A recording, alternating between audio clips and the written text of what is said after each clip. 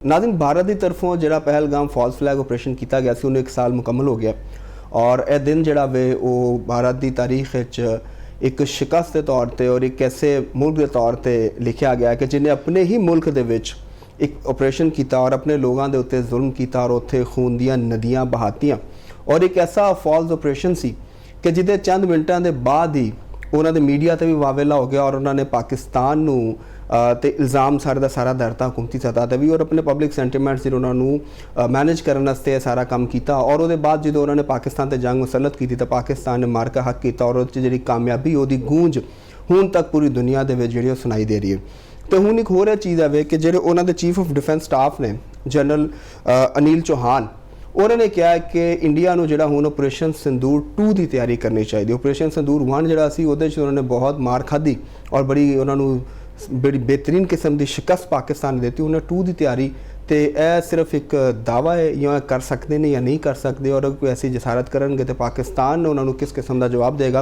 ये चलने तो चोई साहब को पूछने। चोई साहब जी जनाब की पागल तो नहीं हो गए? नहीं तुसी मेरा जरा ना तजिया है मैं अगे भी तुहानू कहा कि जेड़ा भी हुक्मरान है या हुक्मरान जमात है या कोई मुल्क और उन्होंने मुल्क की बदकिस्मती होंगी कि उत्थे एक ऐसा ग्रोह एक बरसर इकतदार आ जाए और ताकत फड़ लवे और वो अपनी स्टेट मशीन नू चलाना शुरू कर दे जिहदी ओरीएंटेशन तंग नज़र मजहबी तबील तशरीत है। ठीक तो इंडिया की भी बदकिस्मती और इस खिते की भी बदकिस्मती कि इंडिया के अंदर भी बीजेपी जी कि RSS और उन्हों की एक ब्रेन चाइल्ड उन्होंने बन के सामने आई और उन्हें उस उत्ते पाबंदी लग गई सी और इन्ना ये उही लोग ने जिन्होंने गांधी नू कतल किया सी वही इंतहा पसंद सोच नथुराम गॉडसे की बहुत इज्जत करते हैं बीजेपी के लोग जोड़े ने उन्होंने मुजस्मा उन्होंने बनाया है तो और तुसी ओदा एक होर तुसी देखो कि ये जो सब तो वड्डा सूबा है उन्होंने उत्तर प्रदेश उन्होंने भी जो उन्होंने वजीर खारजा वो एक मजहबी प्रहोते है यानी असी ईरान की गल कर रहे सन ना तो सेम सिचुएशन इन इंडिया कह लो तुसी इंडिया का कॉन्स्टिट्यूशन जरूर अपने आप को कहता है कि मैं सैकुलर हाँ लेकिन उस कॉन्स्टिट्यूशन की आड़ दे विच पब्लिक सेंटीमेंट की आड़ लैके उत्थे जिहड़ा ग्रोह काबज है वो एक हिंदू मैंटैलिटी और वो भी खास किस्म की बड़ी तंग और नैरो मैंटैलिटी है जिहदे अंदर किसी दूसरी मजहब या कम्यूनिटी की भी गुंजाइश कोई नहीं। सही ठीक है। असी पहले पाकिस्तान की गल कर रहे हैं कि पाकिस्तान के उत्ते जिहड़ा उन्होंने पहलगाम का जी टैररिस्ट अटैक होया सी ओदी इल्जाम पाकिस्तान ते ला के ते उन्हां दा वो प्लान लगदी सी हर चीज़ प्लान की गई सी कि असी यह करांगे और असी नाल ही पाकिस्तान के उत्ते जंग मुसलत करांगे और वही उन्होंने कीता। लेकिन पाकिस्तान ने क्योंकि पहले तो पाकिस्तान में भी इस चीज़ का खासा तजर्बा नाल रहने होया कहंदे असी बावां च बावां एक बारी तो नहीं ना पाइयां सानू ये बाजू मेरे आजमाए हुए तो वो सानू भी पता है कि शरारत किस तरह की करते हैं और किस तरह बिलो दी बेल्ट और किस हद तक अगे जा सकते हैं। तो असी तैयारी की हुई सी और उस वक्त फिर जी इन्हों एयर दे मैदान हवावां च जी शिकस्त हुई और राफेल जिस तरह डिगे और फिर उतों जो इन्हों की हजामत की ट्रंप ने बार बार एक शिकस्त का जो तो वो मेरा ख्याल है कि वो अज तक उन्होंने मोदी नू नहीं भुल रही हैं। तो बाकी रह गई जनरल अनिल चौहान की गल तो देखो जनरल अनिल चौहान एक फौजी जनरल ने उन्होंने तो ज़ाहिर वो की कहन यो ही कहणगे लेकिन वो सानू एक इशारा भी मिलता कि होशियार रहना इंडियन का कोई पता नहीं है क्योंकि और फिर जिस तरह की ये गौरमेंट है तुसीं ये देखो कि उन्होंने हुकूमत ने और ख़ास तौर पर जी उतों की एक खास हिंदू जिन्हों असी ब्रह्मनिज़म का मैं नाम दें उन्होंने इंडियन पंजाब च भी जुल्म ढाया। ठीक ऑपरेशन ब्लू स्टार अज भी लोगों को याद है सिख नहीं भुल सकते और वो जवाब दे विच जिहड़ा दिल्ली के अंदर सिखां दा कतलेआम होया ब्रूटल मतलब कि एक ऐसी वो लोग अज भी इस गल नूं नहीं भुले। ਫਿਰ ਉਹਦੇ ਬਾਅਦ ਜਿਹੜੇ ਸਿੱਖਾਂ ਦੇ ਲੀਡਰ ਬਾਹਰ ਦੇ ਮੁਲਕਾਂ 'ਚ ਉਹਨਾਂ ਨੇ ਬਾਹਰ ਦੇ ਮੁਲਕਾਂ 'ਚ ਵੀ ਉਹਨਾਂ ਨੇ ਫਿਰ ਟੈਰਰਿਜ਼ਮ ਕੀਤਾ, ਉੱਥੇ ਜਾ ਕੇ ਉਹ ਮਾਮਲਾਤ ਕੀਤੇ ਔਰ ਉਹਨਾਂ ਨੇ ਗੈਂਗ ਬਣਾਏ ਨੇ। ਅੱਜ ਕੱਲ ਤੁਹਾਨੂੰ ਬੜਾ ਇੱਕ ਇੰਡੀਆ ਦੇ ਵਿੱਚ ਬੜਾ ਗੈਂਗਸਟਰ ਹੈ ਬਿਸ਼ਨੋਈ, ਲਾਰੈਂਸ ਬਿਸ਼ਨੋਈ, ਜਿਹੜਾ ਮੁਖਤਲਿਫ ਲੋਕਾਂ ਨੂੰ ਧਮਕੀਆਂ ਦੇ ਰਿਹਾ ਤੇ ਵੀ ਮੈਂ ਫਲਾਣੇ ਨੂੰ ਮਾਰ ਦਿਆਂਗਾ, ਮੈਂ ਫਲਾਣ। ਇਹ ਸਾਰੇ ਲੋਕ ਜਿਹੜੇ ਨੇ ਇਹ ਰॉ ਦੇ ਫੰਡਡ ਨੇ, ਰॉ ਦੇ ਪ੍ਰੋਟੈਕਟਡ ਲੋਕ ਨੇ। ਉੱਥੇ ਉਹਨਾਂ ਨੇ ਮੁਸਲਮਾਨਾਂ ਦੇ ਉੱਤੇ ਮੁਜ਼ੱਫਰਨਗਰ ਦੇ ਵਿੱਚ ਮੁਸਲਮਾਨਾਂ ਦਾ ਕਿਉਂਕਿ ਖਾਸਾ ਉੱਥੇ ਜ਼ੋਰ ਹੈ, ਉੱਥੇ ਤਗੜਾ ਹੈ ਮੁਸਲਮਾਨ ਉੱਥੇ, ਤੇ ਉੱਥੇ ਵੀ ਉਹਨਾਂ ਨੇ ਮੁਸਲਮਾਨ MPA ਤੇ ਉਹਨਾਂ ਨੂੰ ਉੱਥੇ ਕਤਲ ਕਰਵਾਇਆ ਮੁਖਤਲਿਫ ਗੈਂਗਸਟਰਸ ਦੇ ਜ਼ਰੀਏ। ਉਹਨਾਂ ਦੇ ਉੱਤੇ ਗੈਂਗਸਟਰ ਦਾ ਇਲਜ਼ਾਮ ਲਾਇਆ ਗਿਆ। ਇੰਝ ਮਤਲਬ ਕਿ ਉਹਨਾਂ ਨੇ ਸਿੱਖਾਂ ਦੇ ਉੱਤੇ ਵੀ ਬਹੁਤ ਬੰਦਿਆਂ ਨੂੰ ਉਹਨਾਂ ਨੂੰ ਗ੍ਰਿਫਤਾਰ ਕੀਤੇ ਔਰ ਮਾਰੇ। ਉਹਨਾਂ ਦੇ ਕੀਤਾ ਗਿਆ ਕਿ ਵੀ ਇਹ ਡਾਕੂ ਨੇ, ਇਹ ਲੋਕਾਂ ਨੂੰ ਮਾਰ ਰਹੇ ਨੇ, ਟੈਰਰਿਸਟ ਨੇ, ਔਰ ਉਹਦੇ 'ਚ ਉਹ ਨਹੀਂ ਭੁੱਲਿਆ ਔਰ ਪੰਜਾਬ ਨੂੰ ਪਸਮਾਨਦਾ ਰੱਖਿਆ।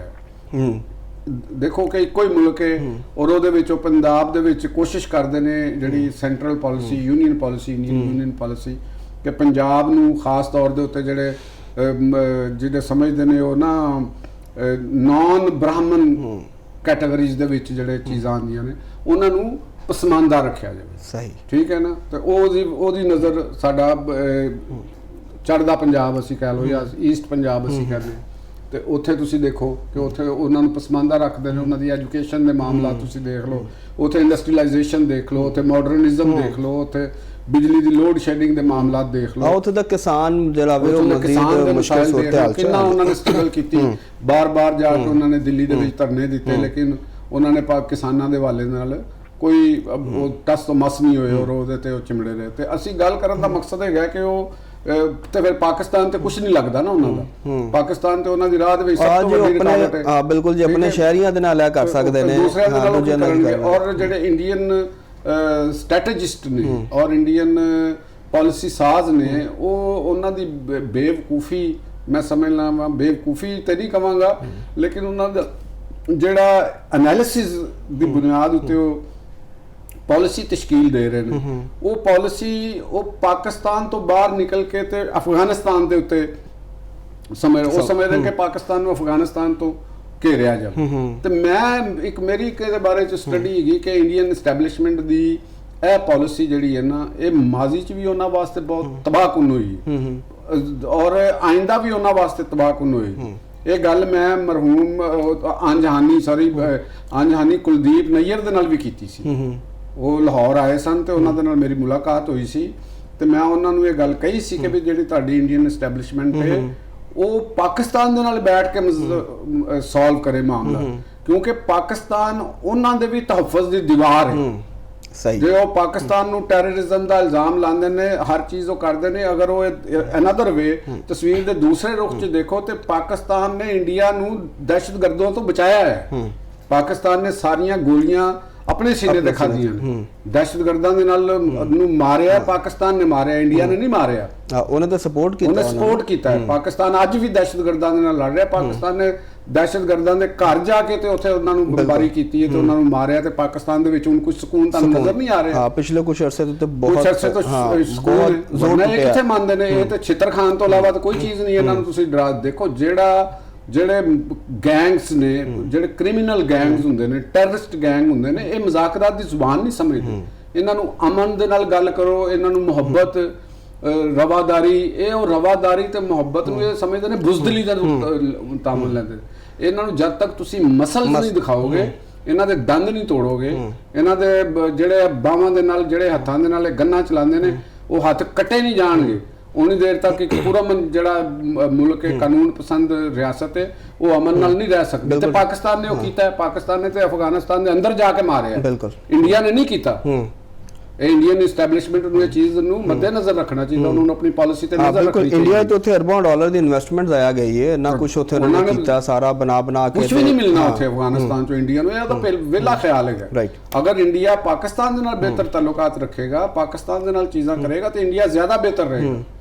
ਪਾਕਿਸਤਾਨ ਉਹਦੇ ਤਹਫ਼ੁਜ਼ ਦੀ ਜ਼ਮਾਨਤ ਹੈਗੀ ਹੈ। ਪਾਕਿਸਤਾਨ ਨੂੰ ਜੇ ਕਮਜ਼ੋਰ ਕਰਨਾ ਚਾਹੁੰਦਾ ਅਵਲ ਤੇ ਪਾਕਿਸਤਾਨ ਨੂੰ ਉਹਦੇ ਕੋਲੋਂ ਕਮਜ਼ੋਰ ਨਹੀਂ ਹੋਣਾ। ਠੀਕ ਹੈ, ਉਹ ਤੁਹਾਨੂੰ ਕੀ ਲੱਗਦਾ ਕੁਝ ਇਸ਼ਾਰਤ ਕਰ ਸਕਦਾ ਇਸ਼ਾਰਤ ਕਰ ਸਕਦਾ? ਪਤਾ ਇਹ ਮੈਂਟੈਲਿਟੀ ਹੈ ਨਾ, ਮੈਂ ਤੁਹਾਨੂੰ ਦੱਸਿਆ ਨਾ ਕਿ ਜਿਹੜੀ ਇਹ ਨੈਰੋ ਮੈਂਟੈਲਿਟੀ ਹੈ ਨਾ, ਇਹ ਮਾਰ ਖਾ ਕੇ ਫਿਰ ਉਹਨਾਂ ਨੂੰ ਪਤਾ ਲੱਗਦਾ ਕਿ ਅਸੀਂ ਗਲਤੀ ਕੀਤੀ। ਯਾਨੀ ਅਸੀਂ ਹੁਣ ਜਿਹੜਾ ਜਿਵੇਂ ਉਹਨਾਂ ਨੇ ਸਾਡੇ ਕੋਲੋਂ ਮਾਰ ਖਾਧੀ ਆਪਣੇ ਰਾਫੇਲ ਗਰਾਇਆ ਨੇ, ਫਰਾਂਸ ਦੀ ਕੰਪਨੀ ਦਾ ਵੀ ਬੇੜਾ ਗਰਕ ਕੀਤਾ ਤੇ ਆਪਣਾ ਤੇ ਉਹਨਾਂ ਨੇ ਕਰਨਾ ਹੀ ਕਰਨਾ।